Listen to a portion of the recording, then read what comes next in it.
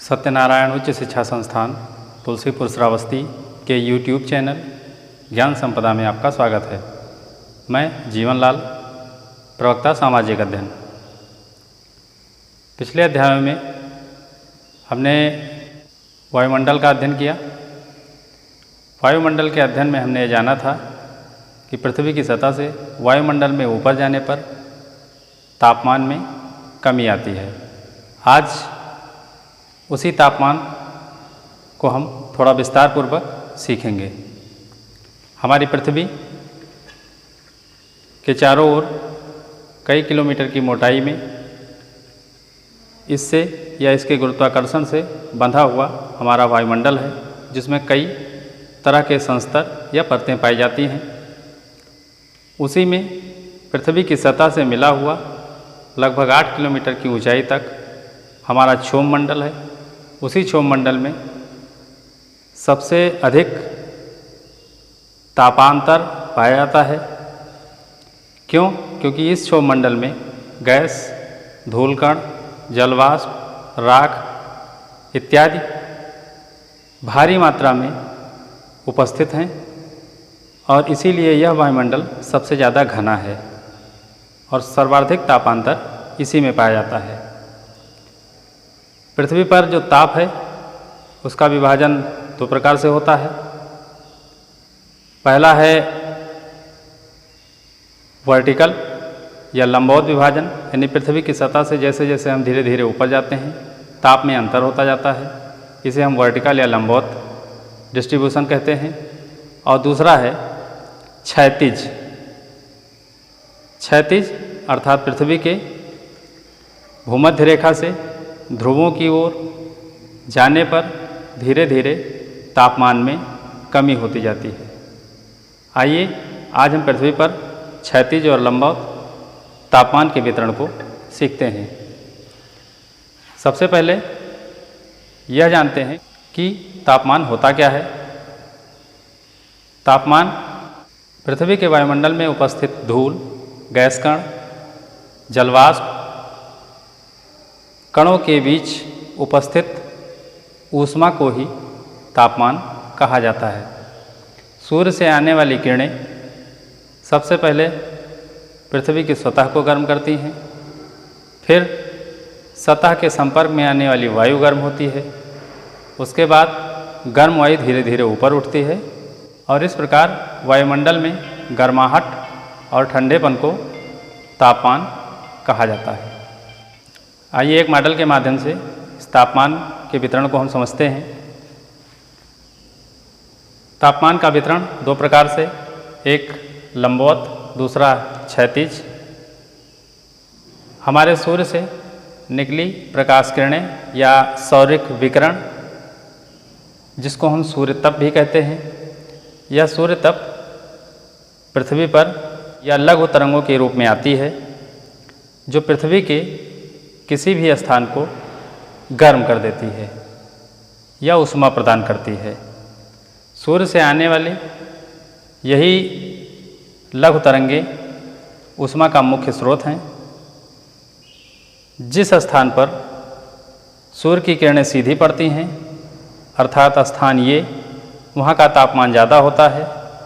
जिस स्थान पर सूर्य की किरणें तिरछी पड़ती हैं, अर्थात स्थान सी और स्थान बी, वहाँ का तापमान कम होता है। इस प्रकार जिस स्थान पर तापमान अधिक होगा वहाँ सबसे ज़्यादा गर्मी होगी। जैसे स्थान ए पर बिल्कुल सतह के पास तापमान 40 डिग्री सेल्सियस, थोड़ा सा और ऊपर जाएंगे तो 20 डिग्री सेल्सियस, और थोड़ा सा ऊपर गए तो 5 डिग्री सेल्सियस। इस प्रकार तापमान में अंतर मिलता है।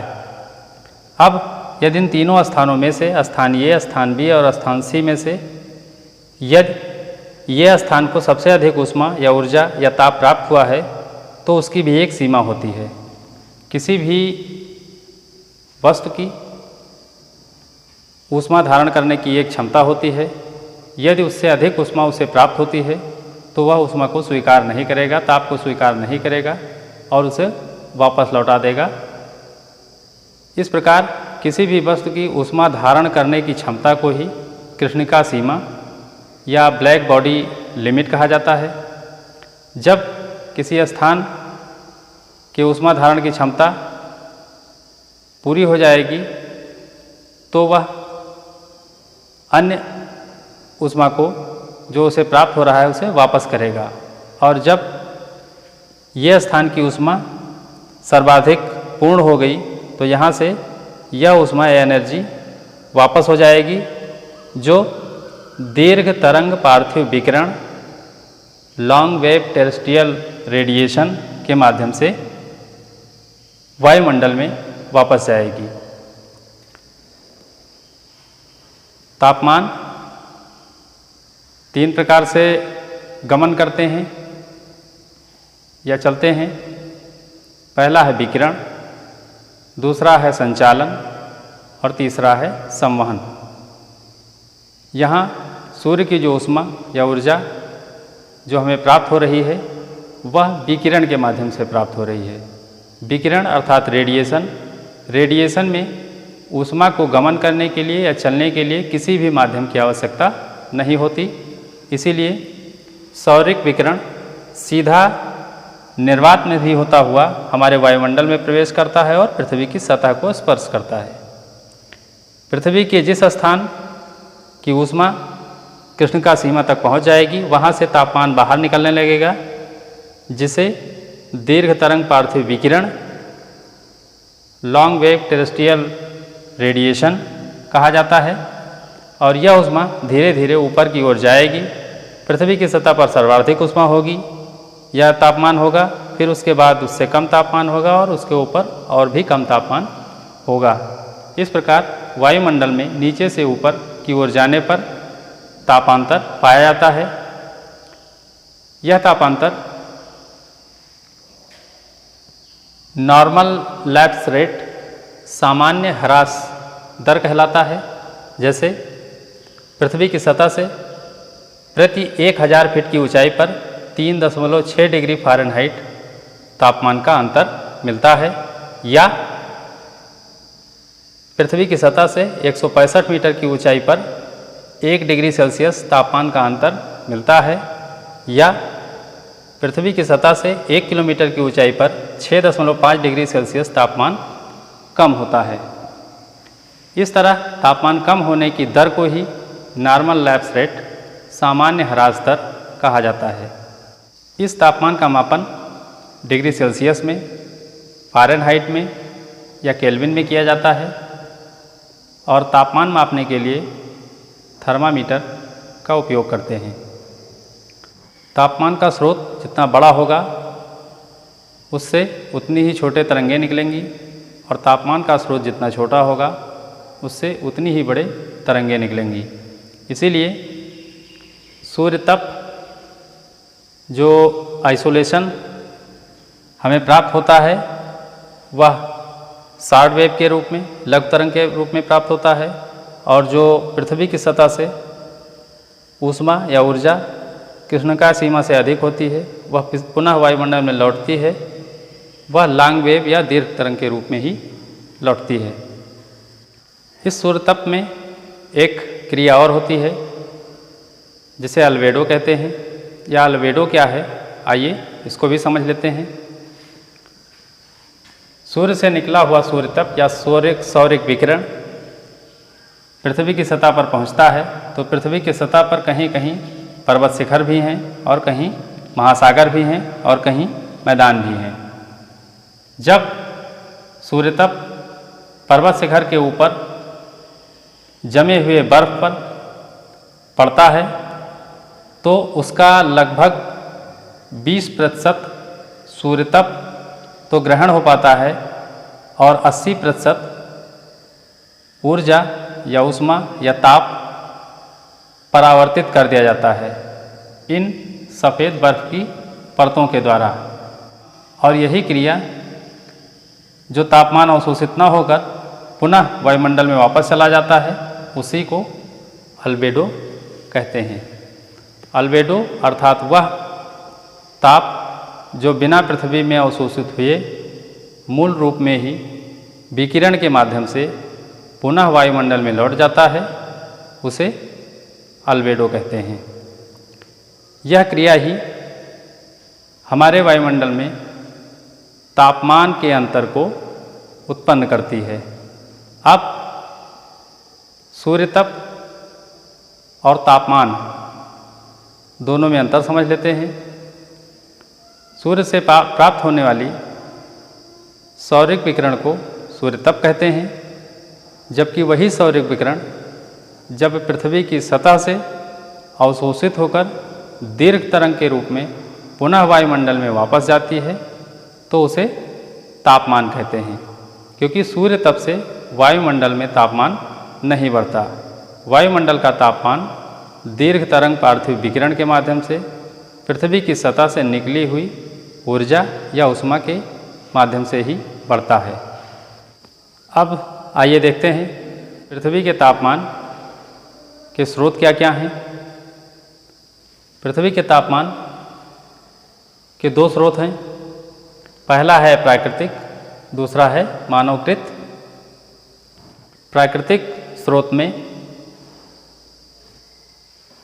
पहला है सूर्य तप, अर्थात सूर्य से निकली हुई सौरिक विकिरण पृथ्वी के वायुमंडल या पृथ्वी के तापमान को बढ़ाती हैं। दूसरा है दीर्घ तरंग पार्थिव विकिरण। सौरिक विकिरण का कुछ भाग जो पृथ्वी की सतह में अवशोषित होता है, अवशोषित होने के बाद कुछ भाग जो परावर्तित होता है, उससे भी पृथ्वी के तापमान या पृथ्वी के वायुमंडल के तापमान में वृद्धि होती है, जिसे दीर्घ तरंग पार्थिव विकिरण कहा जाता है। तीसरा है ज्वालामुखी। ज्वालामुखी जो पृथ्वी के अंदर ही डीप फोकस या पृथ्वी के भूपर्पटी, क्रस्ट और मैंटल के बीच एस्थेनोस्फीयर से उत्पन्न हुई ऊर्जा जब पृथ्वी की सतह या पर्पटी को तोड़कर बाहर ज्वालामुखी के रूप में निकलती है, तो उसके साथ धूल, गैस और तापमान यह भी निकलते हैं और पृथ्वी के तापमान को या वायुमंडल के तापमान को बढ़ाते हैं। ये तो प्राकृतिक कारण हुए। आइए मानवकृत देख लेते हैं। पहला है उद्योग। मनुष्य अपने चहुमुखी विकास के लिए अनेकों प्रकार के उद्योग स्थापित करता है। उन उद्योगों से निकलने वाले धुएं और प्रदूषण से हमारे वायुमंडल में तापमान की वृद्धि हो रही है। दूसरा है परिवहन। उद्योगों को सुचारू रूप से चलाने के लिए ट्रांसपोर्टेशन या परिवहन की आवश्यकता होती है और इसी परिवहन के परिणाम स्वरूप हमारे वायुमंडल का तापमान बढ़ रहा है। इसको आप स्पष्ट रूप से महानगरों में देख सकते हैं या इसका एहसास कर सकते हैं। तीसरा है जंगल की आग। जंगल की आग कुछ प्राकृतिक कारणों से भी लगती है, लेकिन जंगल में बहुत सारी आग मनुष्य की लापरवाही से भी लगती है और इन आग से जो तापमान उत्पन्न होता है वह पृथ्वी के वायुमंडल को और गर्म करता है, ताप वृद्धि करता है। चौथा है झूमिंग कृषि। जानबूझकर वनों को काटकर कृषि की जाती है, जिसे झूमिंग कृषि कहते हैं, जिसके परिणाम स्वरूप तापमान बढ़ता है। कैसे? जंगलों को काटेंगे, उन्हें जलाएंगे, पृथ्वी की सतह खाली करेंगे, सौर ताप, सौरिक विकिरण कृष्णिका सीमा तक जाएगा, वापस पुनः वायुमंडल में तापमान को दीर्घ तरंग पार्थिव विकिरण के माध्यम से छोड़ेगा, जिससे पृथ्वी के वायुमंडल का तापमान बढ़ेगा। पांचवा है खनन। खनन कार्य में ब्लास्टिंग या बम्बार्डमेंट भी किया जाता है। माइनों में विस्फोट कराया जाता है, जिसके परिणाम स्वरूप पृथ्वी के वायुमंडल का तापमान प्रभावित होता है या बढ़ता है। छठवां कारण है युद्ध। आजकल किसी भी बात के निर्णय के लिए दो देशों में सर्वाधिक प्रयास या जोर युद्ध पर ही दिया जाता है। किसी भी विवाद का निपटारा युद्ध से ही करना चाहते हैं। युद्ध होंगे तो तापमान में वृद्धि स्वाभाविक है। सातवां कारण है उपग्रह प्रक्षेपण। हम अपनी सुविधाओं के लिए अनेकानेक प्रकार के सैटेलाइट्स अंतरिक्ष में भेजते हैं। वह भी पृथ्वी के वायुमंडल के तापमान को बढ़ाने में अपनी महत्वपूर्ण भूमिका अदा कर रहे हैं। तापमान में दो प्रकार के वितरण को हमने समझा। पहला है लंबवत। यहाँ जिस प्रकरण पर चर्चा हुई उसमें लंबवत वितरण को ही दर्शाया गया, लेकिन आइए एक छोटे से प्रयास से हम इसके क्षैतिज वितरण को भी समझने का प्रयत्न करते हैं। क्षैतिज वितरण का विस्तार से हम अगले किसी अध्याय में जब कटिबंध पढ़ेंगे या पवन पढ़ेंगे तब सीखेंगे, लेकिन अभी उसका एक सूक्ष्म रूप आइए देखते हैं। सूर्य से निकली हुई किरणें या सौरिक विकिरण या सूर्य तप पृथ्वी की सतह पर जब पहुँचते हैं तो उनके द्वारा अलग अलग स्थानों पर अलग अलग तापमान प्राप्त होता है। जहाँ किरणें सीधी पड़ रही हैं लंबवत, वहाँ का तापमान सबसे ज़्यादा होगा। जहाँ किरणें तिरछी पड़ रही हैं वहाँ का तापमान कम होगा। जब सीधी किरणें पड़ने वाले स्थानों पर जिसका तापमान सर्वाधिक होगा, दीर्घ तरंग पार्थिव विकिरण के माध्यम से यहाँ की हवा गर्म होगी। गर्म होकर ऊपर उठेगी तो आसपास के जो क्षेत्र हैं वहाँ तापमान कम है, लो टेम्परेचर है तो हाई प्रेशर होगा, वायुदाब अधिक होगा। हाई टेम्परेचर है तो लो प्रेशर होगा, वायुदाब कम होगा। यहाँ की हवा दीर्घ तरंग पार्थिव विकिरण के माध्यम से ऊपर उठेगी, यहाँ का स्थान खाली हो जाएगा। आसपास की जो ठंडी हवा है लो टेम्परेचर की या हाई प्रेशर की, वह हवाएं क्षैतिज गति करती हुई इस स्थान को आएंगी और यहाँ पहुँचेंगी, क्योंकि यहाँ का तापमान कम है। इस प्रकार से पूरी पृथ्वी पर क्षैतिज वितरण को हम विस्तार पूर्वक अगले पवन के अध्याय में सीखेंगे। इसी प्रकार से पूरी पृथ्वी पर हवाओं का चलना संभव हो पाता है, जो कि तापांतर के कारण ही है या तापमान के कारण ही है।